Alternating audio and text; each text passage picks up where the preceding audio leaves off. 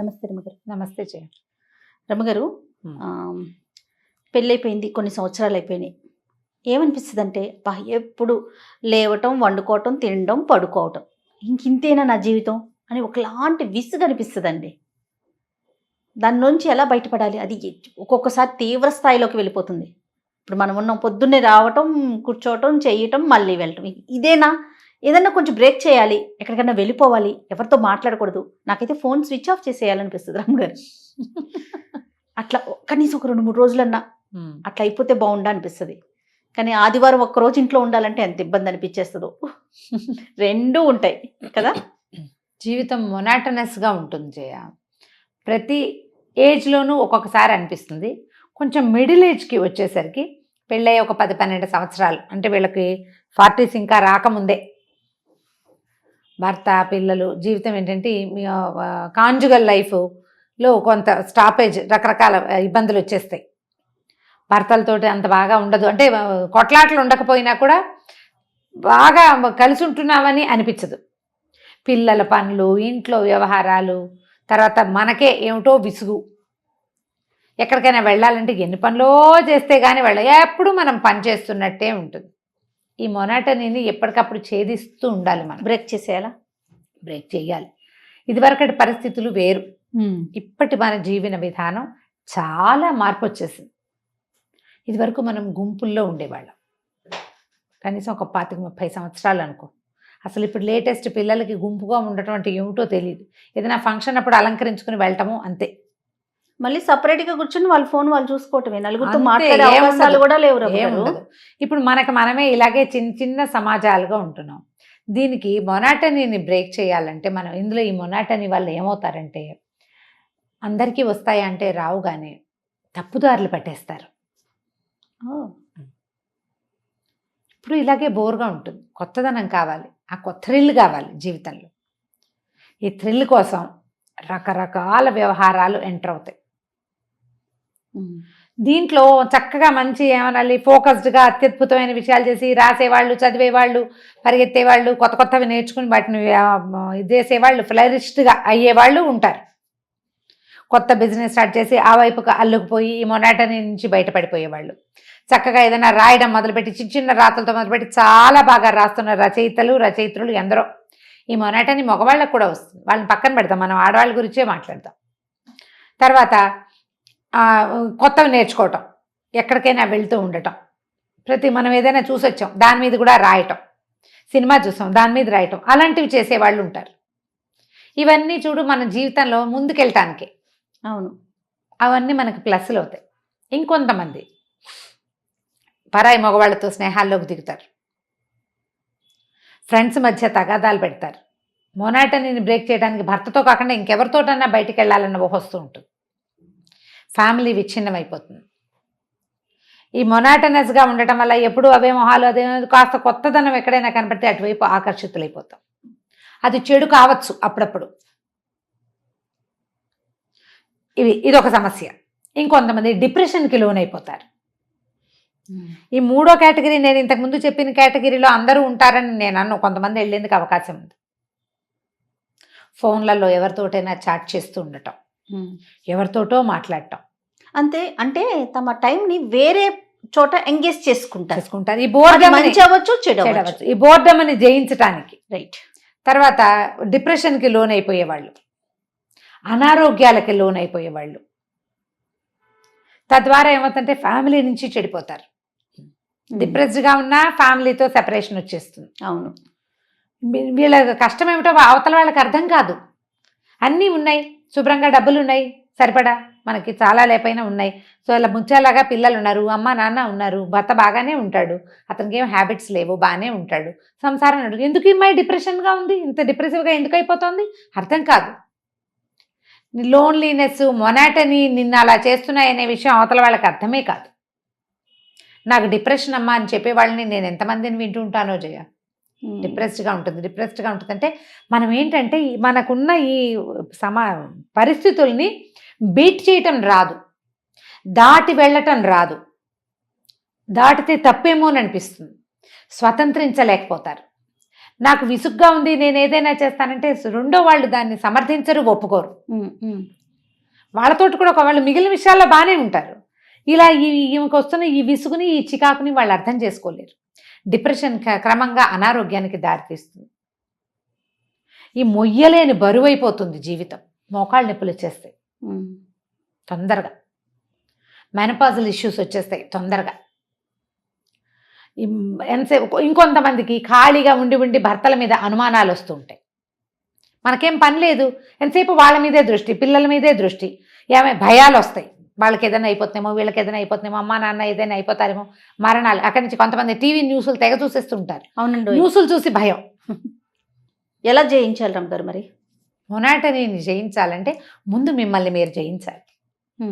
నేను మొన్న చేసిన వీడియోలో నేను చెప్పలేదు అదే, నాకు కూడా అలాగే ఉంటుంది. దాని నుంచి ఎవ్వరూ తప్పించుకోలేరమ్మా. ఇది అందరికీ ఉండేది. బాగా బిజీగా ఉండి రోజస్తమానం పనిచేసి అంటే క్రియేటివ్ పనులు చేసే వాళ్ళకి కూడా మొనాటనీ వస్తుంది. నేను చెప్పట్లా, మంచి అంతే, మంచి సంపాదనలో ఉన్న వాళ్ళకి కూడా మొనాటనీ వస్తుంది. అద్భుతమైన అద్భుతమైన దాంపత్య జీవితం, మంచి సంసార జీవితం ఉన్న వాళ్ళకి వస్తుంది. మొనాటనీ రావటం ఏంటంటే మనకి సమాజం చిన్నదైపోవటం వల్ల వస్తుంది. శరీరంలో హార్మోన్స్లో ఒక చిన్న ఇంబ్యాలెన్స్ ఏర్పడినా కూడా వస్తుంది. ఓకే, విసుగుదల జయించాలంటే మీరు ఏ బంధనాల్లో కట్టుబడి ఉన్నారో వాటిని లూజన్ చేసుకోండి. కొంచెం ఒక చిన్న హౌస్ వైఫ్ అనుకుందాం, మామూలు house wife, middle class family. మీకు సరదా వచ్చే ఏ విషయాన్నైనా తీసుకోండి. అది ఫ్యామిలీని ఇబ్బంది పెట్టకూడదు, మీ సేఫ్టీకి ఇబ్బంది కాకూడదు. కానీ సరదాలని ఒక లిస్ట్ అవుట్ చేయండి సరదాగా. బకెట్ లిస్ట్ చిన్నప్పుడు ఎప్పుడో చేయాలనుకున్నా. మన ఇలాంటి మాటలు చెప్తేనే లంగా ఓణీ వేసుకోవాలని ఉండేది ఆవిడికి. ఓణీలు మొదలుపెట్టిన కొద్ది రోజుల్లోనే పెళ్లి చేసేసారు. అత్తగారు ఓణీలు వేసుకొని ఇవ్వలా, చీరలు కట్టించేశారు. చిన్నప్పటి నుంచి ఎర్లీగానే శారీస్ కట్టుకున్నారు. అసలు ఆకుపచ్చ లంగా, నల్ల ఓణి అవన్నీ సరదాలు ఉండేవి ఆవిడికి. నేను చెప్పేది దానికి ఏముంది ఇప్పుడు మొహమాటం. పెద్ద పెద్ద వాళ్ళు యాంకర్లు ప్రతి చోట లంగా ఓణీలే వేసుకుంటున్నారు. పెళ్లిళ్లలో కూతుళ్ళ ఓణీల ఫంక్షన్లో తల్లులు ఓణీలు వేసుకుంటున్న వాళ్ళు కనపడుతున్నారు ఇప్పుడు. అవును, మొహమాటానికి ఏముంది, ఏదైనా ఫంక్షన్లో వేసేసుకోండి. మా వాళ్ళంతా నవ్వుతుంది, గాడిద గుడ్డు, ఏం పర్వాలా. అద్భుతమైన సెలబ్రిటీల పేర్లు 5-6 కావాలంటే నేను లిస్ట్ ఇప్పుడు చెప్పట్లా. నేను ఇప్పుడు చెప్పను, వాళ్ళ పేరు ఎత్తడం నాకు ఇష్టం లేదు. నేను వాళ్ళని తక్కువ చేయటల్లా. బాగానే ఉంది, నాకు సరదాగానే ఉంది. సరదా పడండి దాని మీద. ఏమిటి ఈ వేషం అనుకోకండి. ఒంటి నిండా బట్టలు ఉన్నాయి కదా, చీర అయితే ఏమిటి, ఓణి అయితే ఏం తేడా. నేను డ్రెస్ వేసుకుంటే అందరు కొంతమంది అడిగారు, మీరు కూడా వేసుకుంటారు, ఏంటి డ్రెస్సులో తప్పు, అదేమన్నా టీషర్టా, అదేమన్నా ప్యాంటా? కాదుగా. అవునండి, చక్కగా ఒంటి నిండా బట్టలుగా ఇక్కడి నుంచి మొదలుపెట్టి చేతులు ఇక్కడ దాకా ఉండి శుభ్రమైన డ్రెస్ ఒంటి నిండా అంటే ప్రోగ్రామ్ ను బట్టి మనం డ్రెస్ ఉంటుంది. ప్రోగ్రామ్ కూడా కాదు, మీ ఇష్టం, అది నా చాయిస్. ఏనాటి మా నాయనమ్మ నాయనమ్మ పోయిందే 86లో. 86లో పోయిన మా నాయనమ్మ 82లో 87లో పోయారు. 81 82లో పిల్లలు ఓణీలు ఎందుకు లాగు చొక్కా వేసుకో, ఒంటి నిండా పొట్టంతా కనపడుతుంది, పిల్లకి పొట్ట కవర్ తీసుకోవటం రాదని 82లో మా నాయనమ్మ, అప్పటికి ఆవిడ ఇంచుమించుగా 80 సంవత్సరాల వయసున్న ఆవిడ, లాగు చొక్కా వేసుకో అంటే చుడీదార్ వేసుకోవటం అన్నమాట. పంజాబీ డ్రెస్సులు అప్పుడు కొత్త, చక్కగా ఉంది, ఒంటి నిండా బట్టలు ఉన్నాయి పిల్లకి. ఆ ఓణీలు ఎందుకు, పొట్టంతా బయట, ఇవంతా బయట అనేవారు మా నాయనమ్మ. ఈ వెనకబడిన జాతిని ఏమనాలో అర్థం కాదు నాకు. ఒక చుడీదార్ వేసుకుంటే మీకు తప్పు. వీళ్ళకి ఇలాంటి పిచ్చ ఆలోచనల నుంచి బయటికి రండి అమ్మ. ఈ పిచ్చల్లో పడకండి. ఒంటి నిండా వేసుకునే బట్టలు ఏవైనా వేసుకోవచ్చు. మొనాటనీని జయించండి. మీకు 50 ఏళ్ళున్నా 70 ఏళ్ళున్నా పర్వాలేదు. అసభ్యకరంగా ఉంటే పోనీ నువ్వు మాట్లాడాలి, నువ్వు ఏదైనాను. అసభ్యత లేదు, ఒంటి నిండా బట్టలున్నాయి.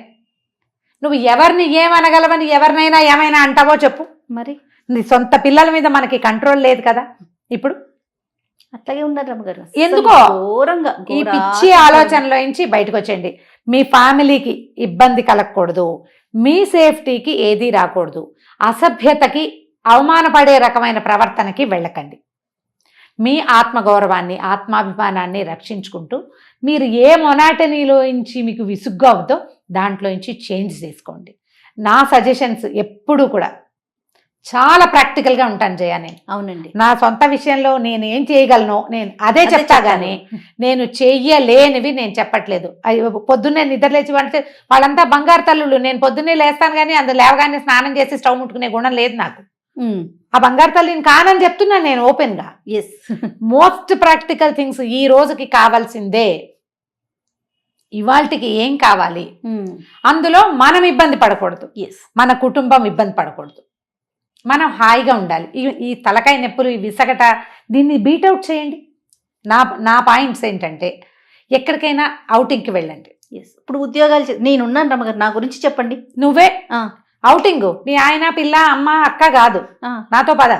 ఓకే, అలా గ్యాప్ తీసుకోండి. ఫ్రెండ్స్ మన ఫ్రెండ్స్ తోటి ఒక 3-4 కలిసి వెళ్ళొచ్చు కదా.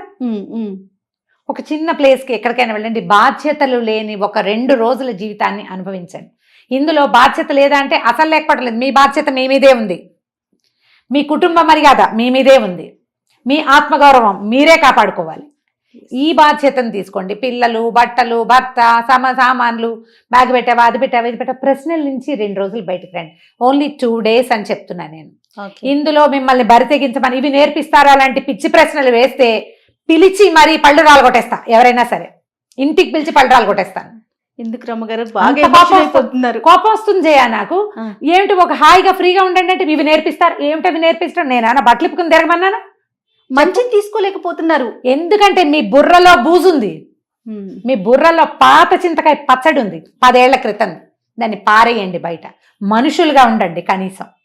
ఈ రోజున ఏది అవసరమో అది తీసుకోండి. ఖచ్చితంగా. నేను నీతులు కాదు చెప్పేది, అవసరమైన విషయాలు. నేను చేయలేకపోతే చెప్పకూడదు, చేసేది కదా చెప్తున్నాను నేను. మరి గ్యాప్ తీసుకోండి. చిన్ననాటి స్నేహితుల్ని కలవండి, చిన్నప్పటి విషయాలు మాట్లాడుకోండి. ఏవైనా చేదు జ్ఞాపకాలు ఉంటే ఎక్కడైనా చెప్పి వాటిని లెట్అవుట్ చేసేసుకోండి. ఎవరో ఒకళ్ళకి చెప్పండి, మీకు మీరే చెప్పుకోండి. దేవుడి దగ్గర కూర్చుని మీ కష్టాన్ని చెప్పేసుకోండి. తలుపేసేసుకోండి, వాకిలి తలుపులు వేసేయండి. చక్కగా దీపారాధన చేసుకోండి. పువ్వులు పెట్టి బాగా అలంకరణ, పాయసం అవి ఇవి చక్కగా చేయండి. 2-3 స్వీట్లు దేవుడి దగ్గర కూర్చోండి. మీకు లోపల ఏ చికాకు, ఏ విసుగుతోటి మీకు మొనాటనస్గా అనిపిస్తుందో ముందు అది తెలుసుకోండి, దాన్ని బయట పెట్టేయండి. చక్కగా దీపారాధన చేసాం కదా, పాయసం అవి నివేదన పెట్టి పాయసం తినేయండి. తర్వాత ఎంత ఫ్రెష్గా ఉంటుందో చూడండి. ఓకే, చాలా ఫ్రెష్గా ఉంటుంది. దీంట్లో నుంచి బయటపడడానికి ఈ రోజు వారిని ఒకే రకంగా పనిచేస్తూ ఉంటాం కదా, వాటిని బీట్ చేయండి. అవే రకపు వంటలు వద్దు, కొంచెం మార్చండి. ఇంట్లో సామాన్లు అవి అన్ని ఎప్పుడు ఒకేలా ఉంటాయి అనుకోండి. సోఫాలు, కుర్చీలు మార్చండి, కర్టెన్లు మార్చుకోండి. ఏదైనా ఫ్రెష్ పువ్వులు ఇంట్లో కనపడేలాగా పెట్టుకోండి. మొక్కలు పెంచండి. ఇంట్లోనే కాస్త చక్కగా పచ్చటి మొక్కలు ఇవాళ ఇక్కడ హ్యాంగ్ చేస్తే రేపు ఇంకో చోట హ్యాంగ్ చేయండి. బెడ్రూమ్లో ప్రతిరోజు ఒక అగరబత్తి వెలిగించుకోండి. మీకు నచ్చిన వాసన ఉండేది, పర్ఫ్యూమ్స్ అవి కాకుండా సాంబ్రాణి పొగ వేసుకోండి. దానివల్ల కొంత ఫ్రెష్ ఫీల్ వస్తుంది. ఏ మొనాటనీని మీరు జయించాలని భావిస్తున్నారో ముందు అది ఏమిటో మీరు తెలుసుకోండి. మీకు విసుగ్గా ఉంది, అదిగా ఉంది, ఇదిగా ఉంది, ఏంటి నాకేం కావాలి అనేది మిమ్మల్ని మీరు ప్రశ్నించుకోండి. మొదట మనకి ప్రశ్న, ఆ సమాధానాన్ని మన దగ్గర నుంచి మనం రాబట్టుకోండి. ఆన్సర్ తెలిసిందనుకో, ఏదో తిక్కగా ఉంది నోట్లో, నీకు స్వీట్ తినాలనిపిస్తుందో కారమో పులుపో నీకు తెలియాలిగా. అంతేగా. అంటే నువ్వేం చేయాలి? మొదట నీ నోటిని, నిన్ను గురించి నువ్వు తెలుసుకోవాలి. ఎస్, తెలుసుకుని దాన్ని బీట్ చేయండి. ఏవైనా నేర్చుకోండి, ఏదైనా చదవండి. ఏది డ్యాన్స్ నేర్చుకోవాలనిపిస్తే కూడా నేర్చుకోవచ్చమ్మా. 50 ఏళ్ళు కూడా డ్యాన్స్ కడ్డం కాదు. అవును, మన జయంతి రెడ్డి గారు భరతనాట్యం చేస్తారమ్మ గారు ప్రోగ్రామ్స్ లో. డాక్టర్ జయంతి రెడ్డి గారు ఎంత పెద్ద ఆవిడ, ఎంత సీనియర్ మోస్ట్ డాక్టర్, చాలా వెల్ నోన్ ఫెమిలియర్ డాక్టర్. ఈ పక్క ప్రపంచం అందరికీ తెలిసిన ఆవిడ. ఇప్పుడు వాళ్ళ అబ్బాయి ద్వారా ఆవిడ ఇంకా ఎంతమందికో తెలిసారు. చాలా మంచి డాక్టర్, మంచి పేరున్న డాక్టర్ కదా, పెద్దవారు కదా. మరి రిటైర్ అయ్యే 6-7 ఏళ్ళు అయిందేమో, మరి ఇంకా ఎక్కువైందో. అవును, మరి సరదా ఉంటే చక్కగా చేసుకోవచ్చు. ప్రధానంగా ఈ 3 పాయింట్లు. ఫస్ట్ మీ సేఫ్టీ, ఎస్, మీ కుటుంబ మర్యాద, మీ యొక్క ఆత్మగౌరవం, వీటిని వదలద్దు.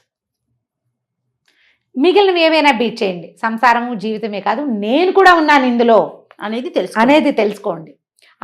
నేను అని మీకు ఒక విపరీతమైన కోరికలు ఉన్నాయనుకోండి, ఒకవేళ ఫైనల్ టచ్ ఇది కూడా చెప్తాం. మీ సమాజానికి చెందనివి లేదా సమాజం హర్షించనివి ఉంటే వాటిని చక్కగా ఒక షార్ప్నర్ పెట్టి తగ్గించేసుకోండి. ఇంత పొడుగు పెన్సిల్ని కూడా షార్ప్నర్ పెడితే మొత్తం చెక్కేసి ఇంత చేసేయచ్చు మనం. జీవితంలో మనకి విపరీతపు కోరికలే కాదు, జీవితం కూడా కావాలి. మనతో ముడిపడి ఉన్న మిగిలిన సమాజాన్ని గౌరవించాలనే ఆలోచనని పెంచుకోండి. సమాజంలో ఉన్నాము అనే జ్ఞానంతో ఉండాలి. ఈ పెద్ద పెద్ద విపరీతమైన కోరికలు ఉన్నాయి కదా, వాటిని చక్కగా తగ్గించి చిన్నవిగా చేసుకోండి. అవి తీర్చుకోవడానికి ప్రయత్నం చేయండి. బట్ విపరీతమైన కోరికల జోలికి వెళ్ళి వాటి కోసం పరుగు పెట్టాలని మరీచికల వెనకాల పరిగెత్తి ఆ పని చేయొద్దు. ఇబ్బందులు తెచ్చుకోవద్దు. మీరు ఇబ్బందులు తెచ్చుకోవద్దు, కుటుంబాన్ని రోడ్డు మీద పెట్టద్దు. రైట్. జాగ్రత్తగా చేస్తే మొత్తం బోర్డంని జయించేయచ్చు. ట్రై చేసి చూడండి. సూపర్. నమస్తే రమ్మగారు. నమస్తే జయ.